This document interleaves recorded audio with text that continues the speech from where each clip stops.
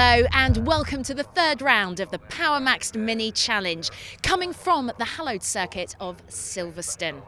At 3.6 miles, this is the longest track on the calendar, and it's a good thing because all three classes are racing simultaneously. Now, it might be dry at the moment. Yesterday, it all got off to a rather soggy start. Well, to the surprise of absolutely nobody, a midsummer event held on the Silverstone Grand Prix circuit started in absolutely teeming rain and a very wet and drizzly day. This is how they qualified then, with Lawrence Davey in pole position from David Grady, then Lee Patterson and Harry Volkard, with Charlie Butler-Henderson completing the top six. Amongst the JCW class runners was Urka Lindstedt, who took pole from Neil Newstead, Hamish Brandon and Kevin O'Connor. And it was Ricky Page, the four of the Cooper cars, from Nathan Harrison, Max Bladen and John Attard, with Henry Neal in fifth. A gigantic field of cars, all three classes racing together here on the Silverstone Grand Prix circuit. We're in car with Charlie Butler-Henderson as the lights go out and they scrabble for grip. It's a very good start from the red car of Lee Patterson, but it's David Grady, the silver 61 machine, who leads into Copse Corner from Lawrence Davey. And then Lee Patterson were in car with Davey, heading out at Copse on towards Maggots and Beckett's. And already Grady taking a slight defensive line. And it's Grady who's really the driver who's having to explore where the grip is. He runs a little bit wide, he runs very wide through Beckett's, kicks up some mud and muck. It throws him immediately into the clutches of his F56 class rival Lawrence Davey, as Davey draws alongside David Grady as the pair of them head on to the hangar straight for the first time. Meanwhile, Neil Newstead, Hamish Brandon and Urka Lindstedt pretty much conjoined in the JCWs, and it's Ricky Page ready to the four of the Cooper class. Somehow they are all cleanly through and arriving into Village for the first time. Quite a few of them flicking it slightly sideways. Luke Reed just ahead of Charlie Butler-Henderson. We ride in car Butler-Henderson now as he gets clobbered from the side. Goodbye left-hand rear-view mirror. Butler-Henderson trying to accelerate on his way, but he gets onto the slippery stuff again. Really frustrating for Charlie Butler-Henderson, already won races this year, but he is shuffled somewhere down the order. The fight then at the head of the field. David Grady has been dispatched as Lee Patterson looks to the inside of Lawrence Davey at Stowe Corner. Davey, though, finding the traction on the wet line to the outside. Lee Patterson, the more conventional racing line to the inside, not giving him the propulsion that he requires to find his way past. So the pair of them on the brakes through Vale and then around Club, and Davey slightly offline, clips a puddle, and that opens the door to Lee Patterson as Lee Patterson moves in to the lead of the race.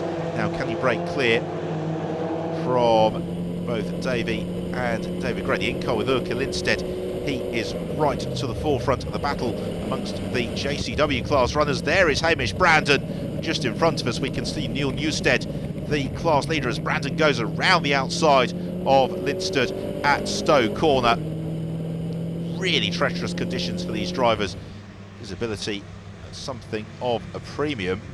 It's a great drive at the moment in third place from Luke Reed. He is steadily scything up through the field as Harry Volkard and Ryan Rode do battle into the loop. Rode the white car, Volkard the predominantly yellow Power Maxed back car, as they head through Atrium to Wellington straight behind. Someone going very sideways, that's Charlie Butler-Henderson. We go in car for his accident as he clobbers the Armco barrier. Fortunately, just catching the glancing blow rather than the more blunt and direct impact, but essentially Butler-Henderson's race is, to all intents and purposes, run. He may well be able to recover as Ryan Rode carving his way past David Grady. Grady, after that very strong start to the race, now just beginning to fade and slip down the order a little as the cars kick through the spray and proceed onwards towards Copse Corner. And Luke Reed makes a slight mistake and goes straight on at Copse, so Luke Reed in trouble and possibly into the gravel trap. Another driver getting bogged down, that's Max Lever in the Cooper class. He's busy fighting with Martin Paul, and with pockets of standing water around the circuit, it means if the drivers run off line, like Max Lever there, they really do get suddenly slowed.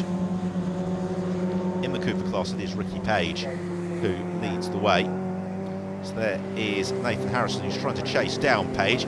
Henry Neal showing strongly as well. He is busy fighting with Max Bladen. Neal possibly can be taking 1 or 2 tips from his British Touring Car Championship champion father, Matt, as Neil Newstead leads JCW class. Hamish Brandon completely sideways into Beckett, but he holds on to second place in the class from Urkel Lindstedt, because really half the challenge here is just keeping the cars on track. So down the hangar straight, Neil Newstead from Hamish Brandon. Then it's the Finnish driver, Urkel Lindstedt. Good battle this amongst the JCW runners.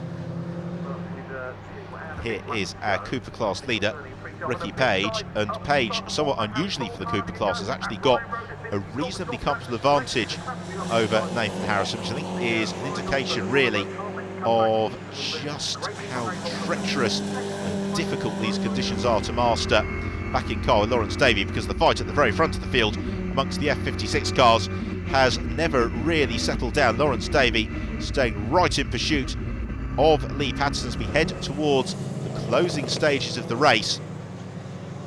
Just a handful of corners remaining, and Patterson cannot afford to make even the tiniest error. They're getting in and amongst some of the traffic as well. As along the Wellington Straight, back in car with Lawrence Davey, their way past one of the cars in the Cooper class before onto the braking zone for Brooklands. Lawrence Davey looks to apply the pressure to Lee Patterson. Patterson has got a little bit of traffic as well ahead of him that he will probably have to deal with heading into Luffield, and he gets all boxed up. In fact, he very astutely responds, just pushes Lawrence Davey out wide to make sure that Patterson doesn't get unduly delayed. It's John Attard whom they are lapping, as now they accelerate through. This should be to take the checker flag, and Lee Patterson, that late defensive driving, but he has done enough. He takes the win from Lawrence Davey. A great drive from both of them, really close, competitive and clean racing in very, very difficult weather conditions. What about the JCW class? Well, that is going to go all the way to the flag as well, because Neil Newstead has got about half a car length lead over Hamish Brandon, no more than that, as we head around Luffield and onward towards Woodcote for the final time. Neil Newstead takes the win in the JCW class from Hamish Brandon and Urkel Lindstedt. Then what about the Cooper class, as Newstead celebrates? It's Ricky Page who was in command when we last saw him. Indeed, it's still Ricky Page who leads the way. Ricky always goes well on the Silverstone Grand Prix circuit, whatever the weather, and this race absolutely no exception to that, as he accelerates out of Luffield for the final time and heads on to score victory in the Cooper class in a treacherous first race of the weekend for the Power Maxed Mini Challenge. So look then at the results, and in the F56 class, Patterson wins it from Lawrence Davey, William Phillips, Ryan Rode and David Grady. Charlie Butler Henson recovering to 10th. For the JCW cars, it was Neil Newstead from Hamish Brandon and Urkel Lindstedt. Alan Taylor in 4th from Keith Issat. And then the Cooper class, Ricky Page winning it, with Nathan Harrison and Max Bladen completing the podium. Silverstone is a technical circuit at the best of times, but as you've just seen, it was an even bigger test for the drivers in yesterday's weather conditions. Surprised how bad it was, to be honest. I'm glad we were at the front. Luckily me and Lawrence managed to pull away quite nicely. I think we were about 8 seconds off. Third, sorry, was about 8 seconds off us, and a nice battle towards the end. Banged in a few quick laps in the middle of the race, and I thought I had it under control, but just wore my tyres out, and at the end I was holding on for dear life. There was basically zero visibility, especially when you're in the pack. The amount of spray that's coming off the cars, you're just looking and hunting for a pair of brake lights ahead of you. So it was good fun. It's a bit of a challenge. Certainly these cars do handle like rear-wheel drive in the wet, which makes it all fun, so I can't complain. But yeah, we came home in third place, which the only reason really is just consistency, just stayed consistent throughout the race, so I can't complain. It was horrible, to be honest with you. None of us have really driven the cars in the wet either this year, so it was a bit of a test session, even though we were qualifying. I got taken out on lap 1 after getting a really good start up into 4th, and then went off on my own due to the sheer lack of grip that the circuit was giving us, really.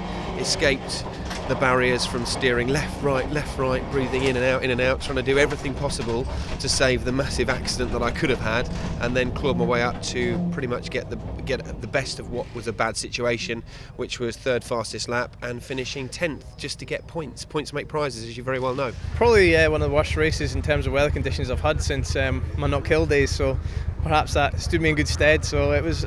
I enjoy the wet conditions. It's tricky, you can't see anything, but it's a hell of a buzz. So it was a good fun race. The first couple of laps were very difficult. I mean, visibility was the only reason I knew there was an apex coming was because I saw the left-hand curb coming up, and I thought it was here somewhere. But yeah, it was hard the first couple of laps. But once it spread out a little bit and we had some visibility back, I loved the conditions. If I'm honest, I know a lot of the guys don't, but I loved it. The Coopers are so responsive to everything in those weather conditions. You can almost drift it round the corners. It's fantastic. What a difference 24 hours makes. Join us at Silverstone after the break for a much drier second race in the Power Max Mini Challenge.